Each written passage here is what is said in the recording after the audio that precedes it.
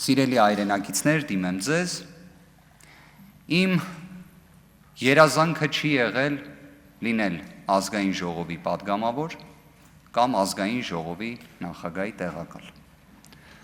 Ավելին ասեմ, քանի որ կարծես նման հարցադրումներ երևի թե կհնչեն, արդյոք ես ունեցել եմ ցանկություն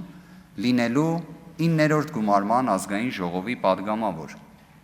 Եթե նայում ենք սուբյեկտիվ ցանկության տեսանկյունից, չեմ ունեցել։ Ավելին, մեր խմբակցության իմ բոլոր գործընկերները չեն ունեցել։ Հայաստանի Հանրապետությունում ընդդիմադիր խմբակցության պատգամավոր լինելը հեշտ չէ։ Ընդդիմադիր խմբակցության պատգամավոր լինելը մի քանի հստակ կանխատեսելի գործիքակազմ է ենթադրում։ Դրանք հիմնականում բխում են կամ վերաբերում են իմ իրավունքի ոլորտում առաջնային մասնագիտացմանը։ Քրեական իրավունք, քրեադատավարական իրավունք, այդ ոլորտի հետ։ Բայց այդ պատասխանատվությունը ստանձնում ենք։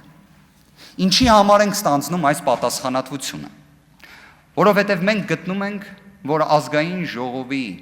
սահմանադրության վերապահված բոլոր լիազորությունները, գործիքակազմերը պետք է իրացվեն մեկ առաջնային նպատակի համար՝ ուժեղ Հայաստան ունենալու։ Ես վստահ եմ, որ այս բառակապակցությունը, երբ ասում եմ, նույնիսկ այս նիստերի դահլիճում, չնայած քաղաքական, հակադիր, տիտանական հակադիր մոտեցումներին, բայց համաձայնություն կա։